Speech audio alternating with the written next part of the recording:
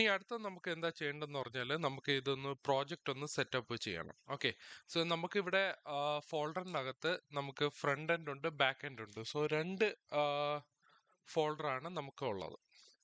അപ്പോൾ ഇവിടെ ബാക്ക് എൻഡിനകത്ത് നമുക്ക് നോഡ് മോഡ്യൂൾസ് ഇൻസ്റ്റാൾ ചെയ്യണം. അതുപോലെ തന്നെ ഫ്രണ്ട് എൻഡിനകത്തും നോഡ് മോഡ്യൂൾസ് ഇൻസ്റ്റാൾ ചെയ്യണം. അപ്പോൾ അതിന് നമ്മൾ രണ്ട് ടെർമിനലായിട്ട് എടുക്കണം.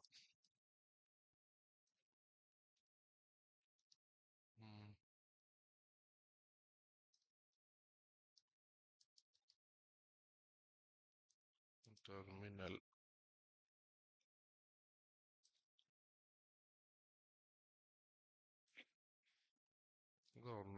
ഒരെണ്ണം എടുക്കണം. അതുപോലെ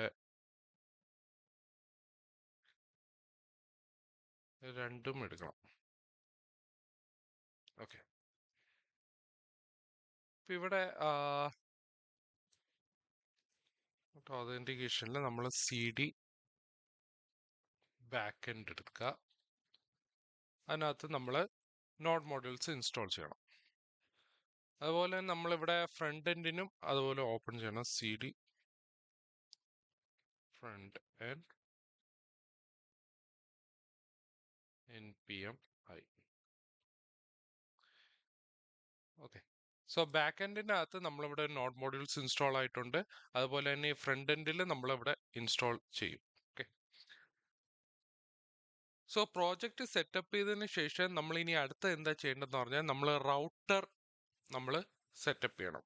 ഓക്കെ, ഇവിടെ നമുക്ക് റിയാക്ട് റൗട്ടർ നമുക്ക് ഇൻസ്റ്റാൾ ചെയ്യണമെങ്കിൽ നമ്മൾ സെപ്പറേറ്റ് ആയിട്ട് ഒരു നോഡ് മോഡ്യൂൾ ഇൻസ്റ്റാൾ ചെയ്യണം. പക്ഷേ നമുക്കിവിടെ പാക്കേജ് ഡോട്ട് ജേസണിലേക്ക് പോയി കഴിഞ്ഞാൽ നമുക്ക് ഓൾറെഡി റിയാക്ട് റൗട്ടർ ഡോം ഉണ്ട്. അപ്പം നമുക്കിവിടെ സെപ്പറേറ്റ് ഒരു റൗട്ടർ ഡോം ഇൻസ്റ്റാൾ ചെയ്യേണ്ട കാര്യമില്ല. നമ്മൾ നോഡ് മോഡ്യൂൾസ് ഇൻസ്റ്റാൾ ചെയ്താൽ മതി. നോഡ് മോഡ്യൂൾ ഇൻസ്റ്റാൾ ചെയ്യുമ്പോൾ ഈ പാക്കേജിനകത്തുള്ള എന്തൊക്കെയാണോ ഉള്ളത്, എന്തൊക്കെ പാക്കേജസ് ആണോ ഉള്ളത്, അത് ഇൻസ്റ്റാൾ ചെയ്യും. ഓക്കെ, അപ്പം നമ്മൾ സെപ്പറേറ്റ് ആയിട്ട് ഇൻസ്റ്റാൾ ചെയ്യേണ്ട കാര്യമില്ല.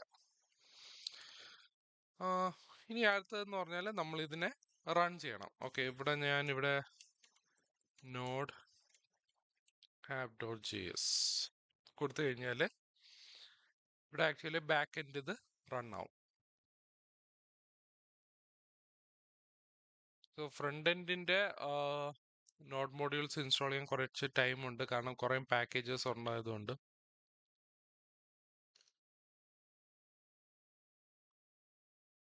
സോ നമ്മുടെ ഫ്രണ്ട് എൻഡിന്റെ നോഡ് മോഡ്യൂൾസ് ഇൻസ്റ്റാൾ ആയിട്ടുണ്ട്. ഇനി അടുത്തത് നമുക്ക് ഇതൊന്ന് റൺ ചെയ്യണം. ഓക്കെ, ഫ്രണ്ട് എൻഡ് പ്രോജക്റ്റ് നമ്മൾ റൺ ചെയ്യണം. സോ npm start എന്ന് പറഞ്ഞു കൊടുക്കാം.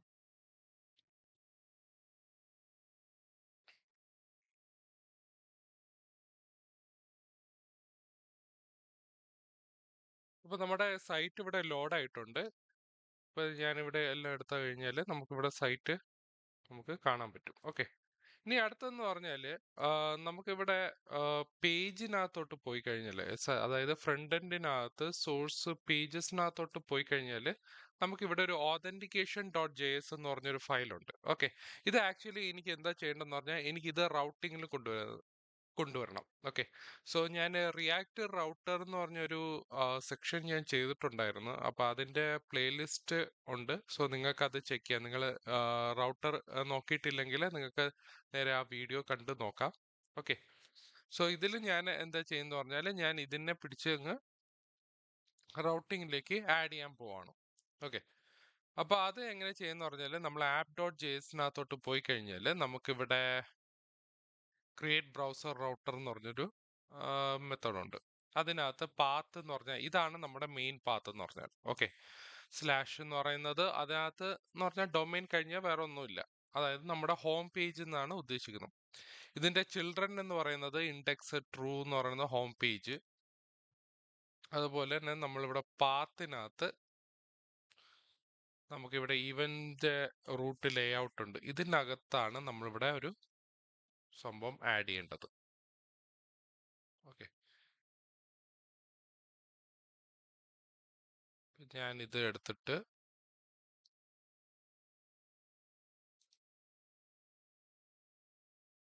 പാത്ത് എന്ന് പറയുന്നത് നിങ്ങൾക്ക് ഏത് പാത്ത് വേണമെങ്കിലും കൊടുക്കാം. ഓക്കെ, ഞാനിവിടെ ജസ്റ്റ് ഒരു നെയിം കൊടുക്കാണ് ഓത്ത് എന്ന് പറഞ്ഞ്.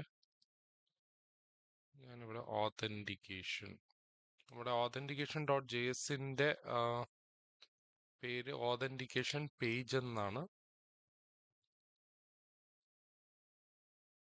Authentication page. Okay, authentication page അടിക്കുമ്പോൾ തന്നെ നമുക്കിവിടെ ഓട്ടോമാറ്റിക്കലി ഇവിടെ ഇമ്പോർട്ട് എന്ന് പറഞ്ഞായിരിക്കും കാണിക്കുന്നത്. ഞാനിത് എടുത്തിട്ട് കൊടുത്തു കഴിഞ്ഞാൽ ഓത്ത്, ഇതാണ് ഞാൻ കൊടുത്ത പേര്. അപ്പം നേരെ നമുക്കിവിടെ ലോഗിൻ പേജിലേക്ക് വരും. ഓക്കെ, സോ ഇങ്ങനെയാണ് നമ്മൾ റൗട്ടർ ഇവിടെ സെറ്റപ്പ് ചെയ്യുന്നത്. ഓക്കെ, അപ്പോൾ ഓതന്റിക്കേഷൻ ഡോട്ട് ജെ എസ് എന്ന് പറഞ്ഞൊരു പേജ് ഉണ്ടായിരുന്നു. അതിൽ നമ്മൾ എന്ത് ചെയ്യും, നമ്മളിവിടെ ആപ്പ് ഡോട്ട് ജെ എസിനകത്തോട്ട് പോയിട്ട് നമ്മൾ റൗട്ടിങ്ങിൽ അവിടെ ഡിഫൈൻ ചെയ്ത് കൊടുക്കും. ഓക്കെ, ഇപ്പം നിങ്ങൾക്ക് ഏത് പേര് വേണമെങ്കിലും കൊടുക്കാം, ഓത്ത് അല്ലെങ്കിൽ ഇവിടെ ഞാനിപ്പോൾ ഇവിടെ ലോഗിൻ കൊടുക്കുകയാണെങ്കിൽ